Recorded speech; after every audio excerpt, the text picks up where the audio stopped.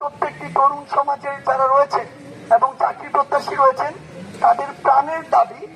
সে কারণে এই 10 দিনের রাজপথের সময়ের মধ্যে এই আন্দোলনটি বাংলাদেশের প্রত্যেকটি বিভাগ, প্রত্যেকটি জেলার যে শিক্ষা প্রতিষ্ঠানগুলো রয়েছে, বিশ্ববিদ্যালয়, কলেজগুলো রয়েছে, সেগুলোতে ছড়িয়ে পড়েছে।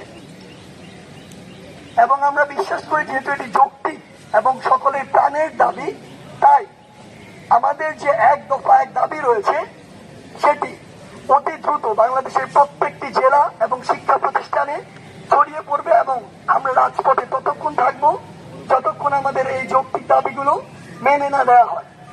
এ পর্যায়ে আমাদের মাঝে আমাদের এই সংবাদ সম্মেলনে কিছু জায়গা ক্লিয়ার করবেন, আমাদের অবস্থানের জায়গাগুলোর ক্লারিফিকেশন দিবেন। আমাদের এই